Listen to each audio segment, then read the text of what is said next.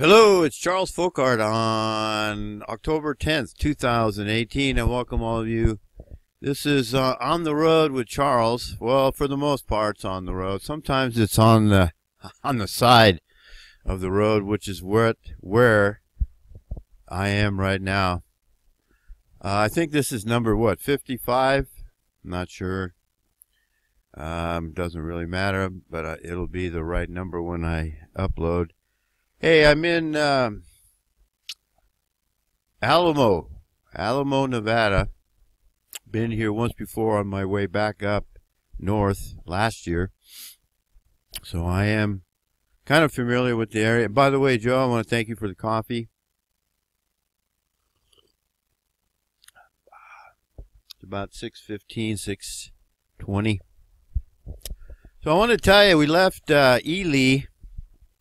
What day was it? Not yesterday, it was Monday. So today's Wednesday. So we left Monday early in the morning, headed down Highway 6 to 318. Got down the road, I don't know, hour and a half, and we pulled over. I'm traveling with my mechanic buddy, and thank goodness for that. And I'll tell you why here in a minute. If you watch my other videos, you'll know why already. But everything was going fine, running down the road. Pull over, like I say, and my buddy, I see him looking under his hood. So I thought, well, this is a good time for me to check my oil, make sure, just look under the hood, make sure it was okay. Pull the dipstick out, and and the dipstick tube comes loose from the little holder on the top, and obviously down from the block. So here we are on the side of the road, and my dipstick tube is, we find out, is broken after we crawl underneath there. And so, not a big deal. It's not going to leak oil or anything, so we just kind of leave that there, and we put it back up so it won't interfere with anything. Head down the road. We get almost to Alamo, a little town right outside, a little pit stop right outside of Alamo, about, I don't know, a couple, 3 miles. Pull over, and then start back off the road, onto the road. He's ahead of me, of course, and get down the road a little bit, and I heard a loud noise, never heard before, and I go, oh, there's got to be something wrong. And the mobile cabin doesn't want to be mobile, it seems. It's really like it's in second gear, and it didn't shift out of gear. So I thought, oh no, we got a transmission problem here in the middle of nowhere, basically. There's no repair shops. There's, we're 80 miles from Overton, Nevada, which is our next town we want to get to and hang around there for a couple days. That was Overton is, if you remember right, if you watch my other videos, is where I spent most of the winter last year. Overton, Nevada. The guy Mike in the Napa Auto Parts, him and I became pretty good friends. So I'm going to see him again, hopefully, if I can get down there. But anyway, back to the story. Something's wrong, and my buddy's ahead of me. And I say, well, I don't know. It doesn't sound like it's hurting the transmission to drive in second. We only got a few miles to go. After I pull over again one more time, let it go up in gears all the way through, and there's a loud noise and something hindering the motor or something wrong with the transmission. Anyway, my buddy pulls over to where we are now, this old truck stop here right outside of Alamo. I pull up, and I go up to him, and I go, guess what? He says, what? And I tell him the story. So we look into it, and let me go get the part so I can show you what's wrong. Anyway, this is not the part, but this was the part I replaced up there in the what was it? The Craters of the Moon. And see, it's a Napa. I make a joke. I've been in every Napa Auto Parts between here and between Nevada and Montana. But anyway, Napa part. If you in Napa, you want to sponsor me? Maybe we should talk. Anyway, I'm glad the mechanic was here because I don't think I would have figured this out. After we took it for a road test, he drove, gets in the RV, heads down the road, and my RV shakes and rattles and rolls compared to his. And he goes, "Well, no wonder you can only travel a couple hours a day." My RV is very noisy, and one time while I was driving, I wore my Bose noise cancellation headphones, but I couldn't hear anything, and I was afraid that something would go wrong and I wouldn't hear it, so I don't wear those. Good thing I wasn't wearing them when this happened, because I may not have heard the noise. I may have felt the drag on the engine, which I thought was something wrong with the transmission, but he, you know, we checked the dipstick. Maybe the dipstick was interfering with the gearing. He disconnected a couple things. We went on another road test, etc. Anyway, the bottom line is the fan clutch is bad. There's silicone apparently inside there, and sometimes it gets leaks out or gets old and it doesn't work, and it doesn't do its function. So here we are in Alamo. There's no Napa. Napa?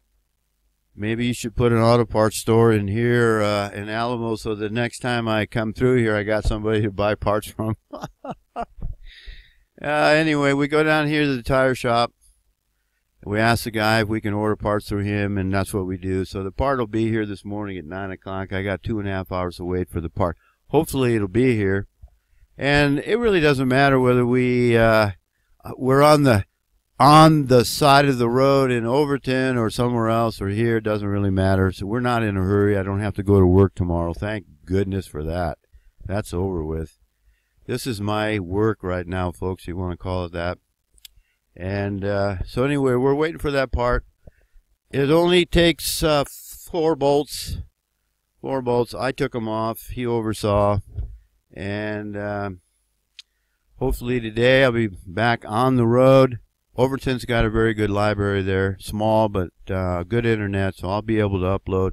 I got this video and another one I did that I could not upload in Ely. Their connection was too slow. So, and I don't want to end it there. I want to talk about, I was reading in Proverbs chapter 9 yesterday. Trying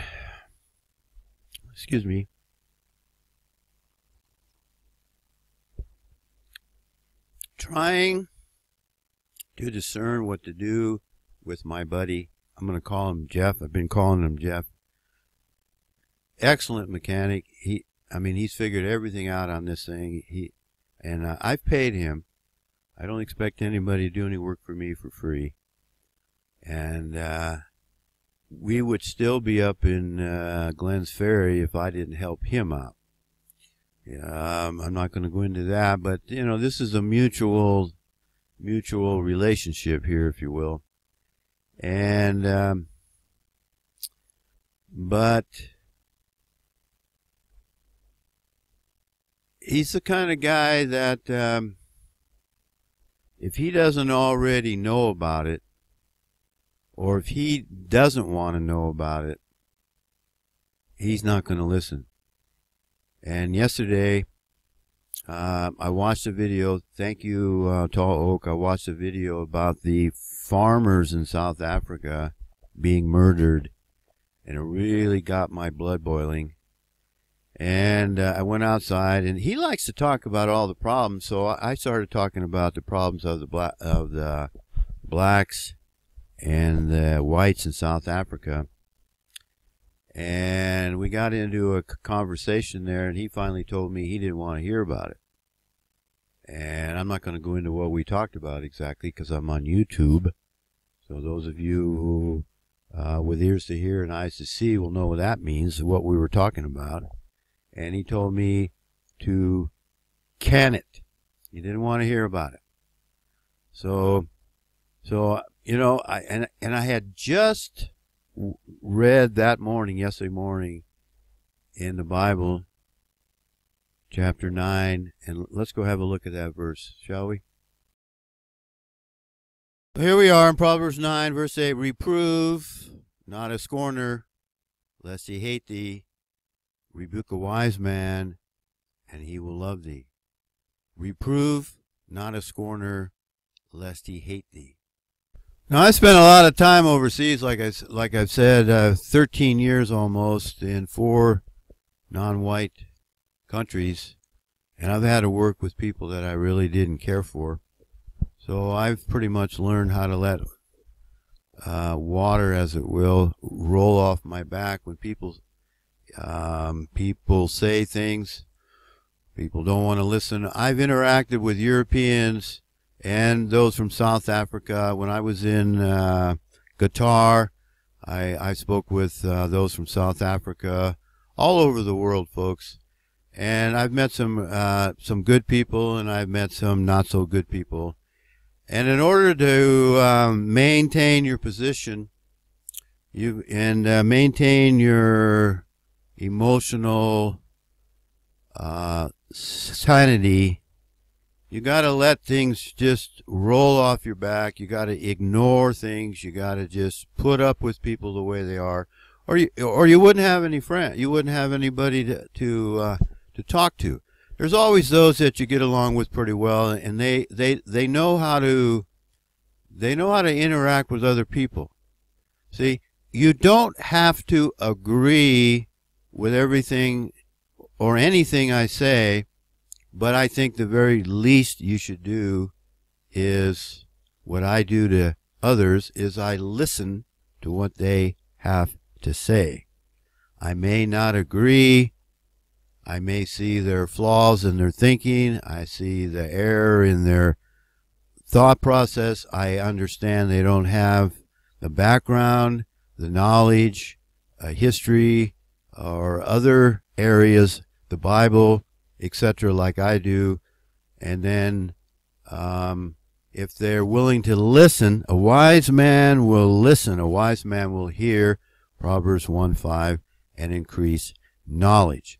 Well, this fella, and he's been a real help. I mean, I don't know what I would do many times without him having his insight on how to repair this vehicle. So I'm not compromising my position at all, because he needs me, I think, as much as I need him, but in different ways. But he's a scorner. He's a scorner. He'll scoff at a lot of the thoughts I have, my opinions on various subjects. And we're on YouTube again, for those of you with eyes to see and ears to hear. He'll just, I say, well, maybe you could, I have this book you could read, maybe you'd want to read this book. I am never going to read, you're never going to convince me of this one particular subject. And there's 2 individuals, 2 German Canadians in Germany in prison for this one subject. And so I said, okay, you're not going to read the book, but I want to ask you a question. And I don't want to push this guy, because he could just tell me to F off and take off down the road. And then the next time I break down, I'm complete, except for Yahweh, I'm completely on my own again. And I've been through that once already, folks. So I said, well, let me ask you this. Do you think because I don't agree, or people don't agree with the official narrative, that they should spend time in prison because of it, and without a trial they just get put in prison?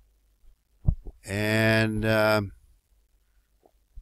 he didn't want to answer that question. He said, well, that's Germany, and I got different rules. They don't have the free. I said, that wasn't my question. And that's when he told me to can it. Can't see? Reprove, not a scorner, lest he hate thee. So, wow, I said, okay, I got to back off, because I had just read that earlier that morning. And I realized, hey, this guy, doesn't matter. He don't want to hear it. There's another topic, the level plane earth that we talked about. He's got a couple buddies that are level plane earthers, flat earthers. And he says, you need to meet, my buddy Bruce, whoever it is. And I said, well, good, I'm looking forward to it. And I said, before I brought up the brother and sister and that's Monica and Alfred Schaefer, which I've been in contact with. Just haven't had time to do a video on what's going on there. But he didn't want to answer that question. So, but before that, I said, well, because you can get these individuals in a corner, and if you ask the right question, they realize without admitting it that you're right and they're wrong. That's reproving a scorner. And I said, well, give me your best shot there, Jeff. What do you think? Why do you think that we live on a globe? And he says, well, you go to the top of a high mountain and look out, you can see the curvature of the earth. I go, oh, really? Now, I've been on a couple of tall mountains in my lifetime. I'm an avid backpacker, or was for many years.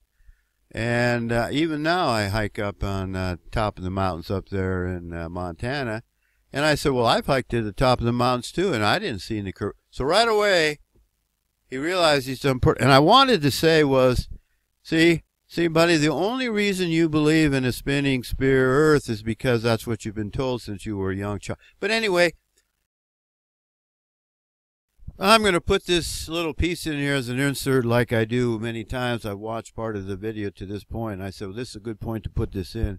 The other night we were sitting there in his place, and, we were talking about economics. And I said to him, I said, Jeff, you know a lot about mechanics. And I give you that. You're a very, very good mechanic. But I know as much about economics as you do mechanics. And he sat back and he thought about that for a minute, see. So the point is, if I take your advice and I defer to you in mechanics, why can't you at least hear what I have to say about economics? You don't have to agree. It doesn't mean I'm right. But at least you can do is listen to what I have to say. And, there's so few people that can actually listen to what you have to say anymore without getting upset. I used to hear this all the time when I was a young man. I may not agree with what you have to say, but I will defend to the death your right to say it. So why is there so much problem today with people admitting they might be wrong and people admitting they might be able to learn something from somebody else? I learn things from other people all the time. I don't know everything. You don't know everything. He doesn't know everything. Nobody knows everything except Yahweh Yeshua. So what's the problem here? Why is it you can't just chill out and go, hey, Charles, you got the floor. I want to, and so few people know how to ask questions. Nobody wants to know what you think. They all want to tell you what they think. And it's just, that's why there's so much, nobody, and when you reprove a scorner, they hate you. And there's a lot of hatred coming from the other side who are accusing us of hatred. They're accusing us of hatred when they're the ones who do the hating. Reprove not a scorner, lest he hate thee. So, yesterday, we didn't We didn't spend any time together. He went his way, went in. And we're kind of tired. He's an older guy than I am, and he's kind of tired. I can tell he gets tired on these road trips. And he's working on my vehicle a little bit, and this isn't really what he wants to do. Nobody really wants to work on their vehicle on the side of the road. We got lucky here. We got a concrete slab. This is an old, like I said, old truck stop. I'm on a level slab here.